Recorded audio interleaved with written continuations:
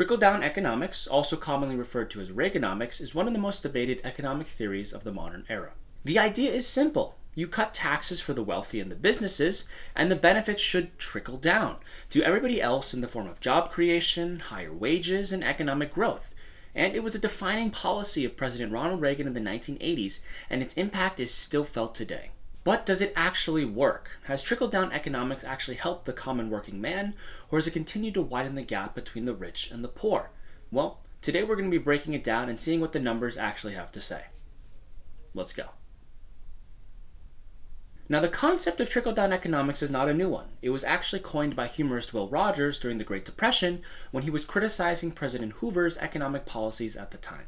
Rogers stated, "This election was lost 4 and 6 years ago, not this year." They, the Republicans, did not start thinking of the old common fellow till just as they started out on the election tour. The money was all appropriated for the top, in the hopes that it would trickle down to the needy. Mr. Hoover was an engineer. He knew that water trickles down. Put it uphill and let it go, and it will reach the driest little spot. But he did not know that money trickled up. Give it to the people at the bottom, and the people at the top will have it before night.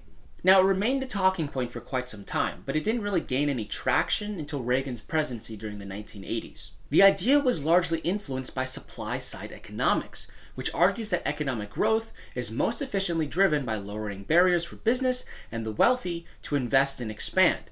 Now, Reagan's tax policies, often referred to as Reaganomics, significantly reduced taxes with the goal of stimulating investment, creating jobs, and boosting economic growth. When Reagan was sworn in 1981, the United States was not in a good position. Unemployment was high, and interest and inflation were in the double digits. To combat this, the Reagan administration implemented new economic policies, the main one being large tax cuts to the wealthy and corporations. Now, Reagan and his supporters argued that when businesses and wealthy individuals pay less in taxes, they have more money to invest, leading to increased business expansion, more job opportunities, higher wages due to a stronger economy, and a larger tax base due to an overall economic growth. And as such, Reagan slashed the top marginal tax rate from 70% to 28%, and the corporate tax from 48% to 34%. And in the short term, Reagan's economic policies did have a positive effect. The GDP rose, unemployment dropped to below 6%, inflation dropped to around 4%, and over 21 million jobs were created. Now, however, while the economy was growing on paper, not everybody was feeling all of the benefits. Critics argue that trickle-down economics doesn't actually trickle down in the way that it was intended. Instead of using these tax savings to increase wages and job growth, they actually do the opposite. They hoard wealth rather than increase worker wages, buy back stocks to inflate company valuations, and move profits offshore to avoid taxation. Income equality has also significantly increased since the 1980s.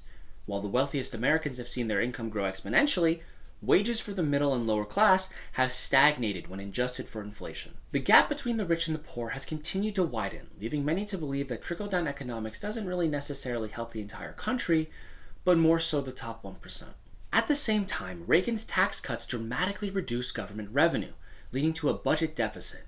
And to compensate, his administration made cuts to domestic programs, like Social Security, Medicaid, and other public services, measures that disproportionately affected lower-income Americans. Meanwhile, defense spending surged as Reagan ramped up military efforts in the Cold War against the Soviet Union.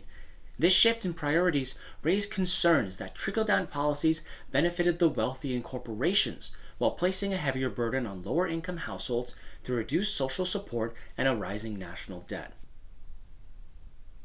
Well, a 2012 Congressional Research Service report found no correlation between the top tax cuts and economic growth over the past 65 years. In addition, a 2020 London School of Economics study analyzed 50 years of tax cuts in wealthy nations and found that tax cuts for the rich only increased income inequally and did not improve economic growth or job creation. And according to the Economic Policy Institute, since 1979, the top 1% has seen a nearly 160% increase in income, while the bottom 90% has only seen a 26% increase in real wages. Well, the data suggests that trickle-down economics doesn't have a significant impact on the average worker as promised. Now, tax cuts for the wealthy and corporations can increase stock prices and corporate profit, but that doesn't really trickle down to the lower and middle class in terms of wage growth or economic mobility. So, is trickle-down economics a myth, or is it just an economic policy meant to help the wealthy? Let me know in the comments down below, and until then, I'm Evan, and thanks for watching. If you liked what you just saw, then click on the video here. Also, if you haven't, like, subscribe, and hit the bell icon so you don't miss any future videos.